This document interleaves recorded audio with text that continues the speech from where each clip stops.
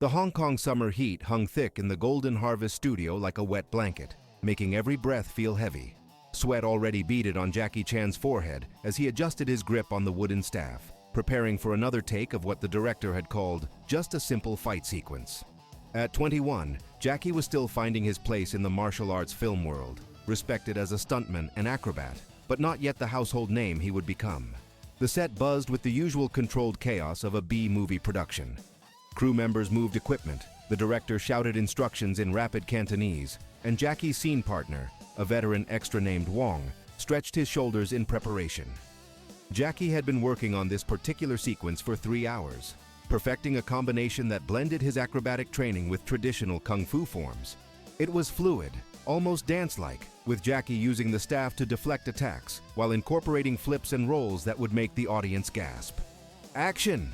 the director called, and Jackie sprang into motion. His movements were poetry in motion. The staff spun in his hands like it was alive, creating defensive patterns while he ducked, rolled, and leaped over Wong's attacks. Jackie's signature style was already emerging, combat that looked more like aerial ballet than brutal fighting. He used momentum and gravity as allies, turning his opponent's force against them rather than meeting it head-on. When Wong threw a punch, Jackie didn't block it. He redirected it, used it as a launching point for a spectacular flip that brought his staff down in a controlled arc that stopped just inches from Wong's head. "Cut! Beautiful, Jackie!" the director beamed. "That's exactly the energy we need." Jackie smiled, wiping sweat from his brow with the back of his hand. The crew began resetting for another angle when a ripple of whispers spread across the set. Someone was walking through the main entrance, and the way conversation stopped mid-sentence told Jackie this wasn't just any visitor. Bruce Lee stepped into the studio like he owned not just the building, but the very air inside it. Even in casual clothes, dark slacks and a simple white shirt, Lee commanded attention in a way that seemed to bend physics. His presence was magnetic, dangerous, and absolutely undeniable.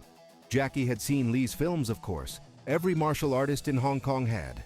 But seeing him in person was different. This was the man who had taken Hong Kong cinema to Hollywood, who had made Western audiences respect Asian martial arts, who had become a global icon while still in his early 30s. Lee surveyed the set with the calculating gaze of a predator, taking in the equipment, the crew, and finally settling his attention on Jackie, who still held the practice staff. For a moment that felt like an eternity. The two men simply looked at each other across the crowded studio. Then Lee walked over, his footsteps silent despite the concrete floor. "I was watching your sequence," Lee said, his voice carrying that distinctive mix of American and Hong Kong accents. "Impressive acrobatics." Jackie bowed respectfully. "Thank you, Mr. Lee. It's an honor to meet you." Lee circled Jackie slowly, like a teacher examining a student's work. The entire set had gone completely silent. Even the director didn't dare interrupt this moment. Jackie could feel the weight of everyone's attention, but mostly he felt the intensity of Lee's scrutiny. "Your technique is clean," Lee continued, still circling. "Your timing is excellent. Your athletic ability is exceptional." He paused directly in front of Jackie, close enough that Jackie could see the slight scar on Lee's forehead from a childhood accident. "But you're too soft for real fighting." The words hit the studio like a physical blow. Jackie felt his cheeks burn, not with anger, but with something more complex, embarrassment mixed with a desperate desire to prove himself. Around them, crew members exchanged glances but said nothing. This was Bruce Lee speaking. His opinion carried the weight of law in this world. "Your movements are beautiful," Lee explained, his tone not unkind but absolutely direct. "They would work perfectly in a dance performance, but in a real fight, against someone who wants to hurt you, all that flowing, soft technique?" He shook his head slightly. "It's just elaborate decoration hiding fundamental weakness." Jackie gripped the staff tighter, feeling the smooth wood against his palms. Something was stirring inside him. Not anger, exactly, but a kind of focused determination he'd never felt before. He looked at Bruce Lee, this legend who had just dismissed everything Jackie had been working toward, and made a decision that surprised even himself. "Would you like me to show you something, Mr. Lee?" Jackie asked quietly, his voice steady despite his racing heart. Lee raised an eyebrow, the hint of a smile playing at the corners of his mouth. "Oh? You think you have something to show me?" Jackie nodded once, then looked around the set until his eyes settled on what he needed. What happened next would be talked about in Hong Kong film circles for decades. Jackie's gaze swept the cluttered set with the precision of a military strategist surveying a battlefield. In that moment, something shifted in his demeanor. The respectful young stuntman vanished, replaced by someone who saw not obstacles, but opportunities. Every prop, every piece of equipment, every angle and surface became a potential weapon or ally in his mental calculations. "Wong," Jackie called to his scene partner, "would you mind helping with a demonstration?" Wong nodded eagerly, perhaps too excited about the chance to be part of whatever was about to happen between Jackie Chan and Bruce Lee. The older stuntman moved into position, assuming the same aggressive stance they'd been using for the scene.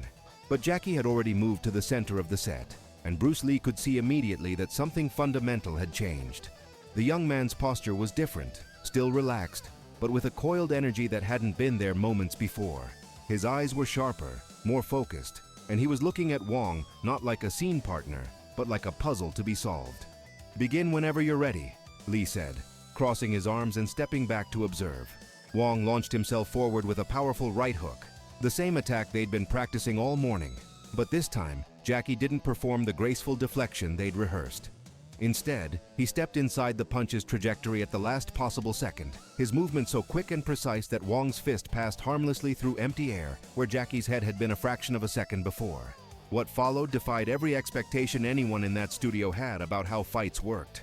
Jackie's hand shot out and grabbed a coil of rope hanging from a nearby light rigging. In one fluid motion, he swung himself up and over Wong's extended arm, using the momentum to wrap the rope around Wong's wrist. Before Wong could react, Jackie had landed behind him, pulling the rope taut and using Wong's own forward momentum to send him stumbling toward a stack of wooden crates. But Jackie wasn't done. As Wong stumbled forward, Jackie released the rope and grabbed a broom that was leaning against the wall. He slid the broom handle between Wong's legs, not to trip him, but to vault over his hunched form, landing on top of the wooden crates with cat-like balance. Wong spun around, confused and off balance, just in time to see Jackie leap from the crates, using a hanging microphone boom as a swing to arc through the air. The entire sequence took perhaps 8 seconds. Jackie landed softly behind Wong, who was now completely disoriented and facing the wrong direction. With a gentle tap of the broom handle to Wong's shoulder, Jackie announced quietly, "Finished." Wong turned around, blinking in confusion, and found Jackie standing calmly with the broom in one hand and a slight smile on his face. Around them, the studio remained absolutely silent. Bruce Lee's expression had changed completely. "Again," Lee said simply. This time, Wong knew what he was facing, and he approached more cautiously. But it didn't matter. Jackie had already spotted his next sequence of moves: a film camera dolly, a ladder, and a rack of costume clothing. Wong threw a combination of punches, fast and aggressive, but Jackie seemed to dance between them, always exactly where the attacks weren't. He rolled under the camera dolly, pushing it forward so Wong had to step sideways to avoid it. That sidestep put Wong directly under the ladder, which Jackie scaled in 3 quick steps before diving off, grabbing a hanging costume jacket and using it to swing past Wong's upward grab. As Jackie's feet touched the ground, he was already behind Wong again, and this time he simply tapped his opponent on the head with his finger. "Finished," he said again. 12 seconds this time. Lee walked closer, his eyes never leaving Jackie. One more time. But this time, Lee himself moved into position. "Against me." The studio somehow became even quieter, if that was possible. Several crew members actually stopped breathing. Wong quickly stepped aside, understanding that he was now witnessing something historic. Bruce Lee settled into his famous fighting stance, that distinctive side-facing position with one hand extended, the other cocked near his face.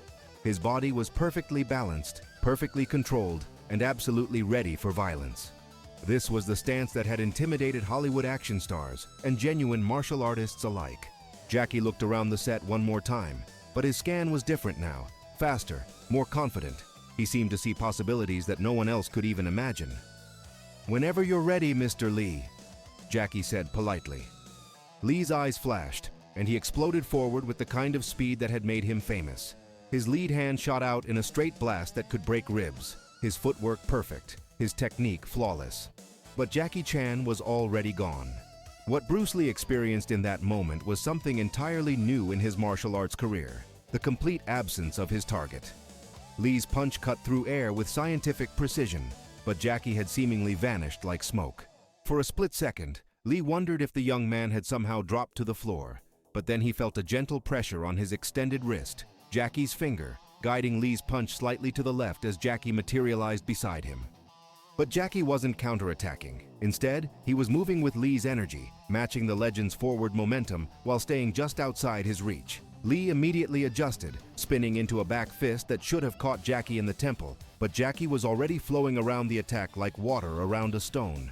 What happened next would be replayed in Lee's mind for years to come. Jackie grabbed a paint bucket from a nearby workstation and, in one seamless motion, placed it on the floor directly in front of Lee's advancing foot. Lee, committed to his attack pattern, stepped into the bucket, not enough to trip him, but enough to alter his balance slightly. In that microsecond of adjustment, Jackie had already leaped onto an equipment cart, rolled across its surface, and landed on the opposite side of Lee, who was now forced to deal with the unexpected obstacle while maintaining his defensive posture. Lee's martial arts experience immediately told him to pivot and face his opponent, but as he turned, Jackie was using a hanging sound boom to swing in a wide arc around Lee's position. Lee tracked the movement, preparing to intercept Jackie's landing, but Jackie released the boom early, dropping into a perfect forward roll that brought him up not behind Lee, but beside a rack of wooden practice weapons. Now Lee was beginning to understand what he was dealing with. This wasn't traditional martial arts, and it wasn't just acrobatics either. Jackie was treating the entire environment as an extension of his body, using everything around him to create options and angles that simply didn't exist in conventional fighting. Lee launched himself forward again, this time with a combination that had never failed him. A feint high, followed by a devastating low kick that could break bones. But Jackie seemed to anticipate not just the attack, but the entire strategy behind it. He grabbed two practice swords from the weapon rack, not to use as weapons, but as tools. As Lee's high feint came in, Jackie crossed the wooden blades above his head, catching Lee's punch between them. The low kick followed immediately, but Jackie was already using the trapped punch as a pivot point, swinging his body up and over Lee's kicking leg. For a moment, Jackie was completely inverted in the air above Bruce Lee, supported only by the two practice swords that were holding Lee's punch harmlessly between them. Then Jackie released everything at once. He dropped the swords, landed in a crouch beside Lee, and in one fluid motion, rolled a large film canister across the floor. Lee stepped sideways to avoid it, which put him directly under a low-hanging light fixture. Jackie had already calculated this. He leaped up, grabbed the light fixture, and swung himself in a complete circle around it, building momentum before releasing himself directly over Lee's head.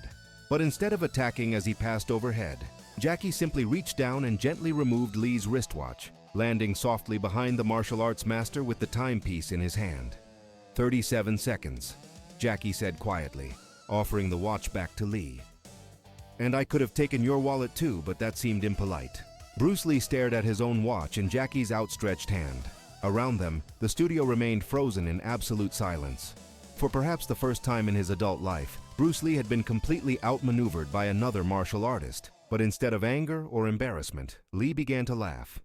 It started as a quiet chuckle, then built into full, genuine laughter that echoed through the studio. As he laughed, Lee took his watch back and fastened it to his wrist, shaking his head in amazement. "Soft?" Lee said, still chuckling. "I called you soft?" He looked around the transformed set, buckets and booms and equipment scattered everywhere, all of it evidence of Jackie's improvised choreography. "You just turned this entire studio into a weapon, and you did it while making sure neither of us got hurt." Lee placed a hand on Jackie's shoulder, his expression serious now but filled with respect. "I was wrong. You're not too soft for real fighting. You're too smart for real fighting. What you just showed me? That's not weakness hiding behind technique. That's someone who understands that the greatest victory is winning without anyone getting injured." Jackie bowed deeply, but Lee stopped him mid-bow and extended his hand instead. As they shook hands, Lee said, "I have a feeling the world is going to be hearing a lot more from Jackie Chan." The prophecy proved accurate, of course, but what Lee had witnessed that day wasn't just the birth of a future action star. It was a demonstration of philosophy in motion. Jackie had shown that true martial arts mastery isn't about overpowering opponents, but about turning conflict itself into something beautiful, creative, and ultimately harmless. Years later, when Jackie would become famous for his own unique blend of comedy and action, for his commitment to performing his own stunts, and for fight scenes that looked more like elaborate dances than brutal combat, those who had been in that Hong Kong studio would nod knowingly. They had seen it all begin with two words from Bruce Lee: "Too soft." As it turned out, Soft was exactly what the world needed.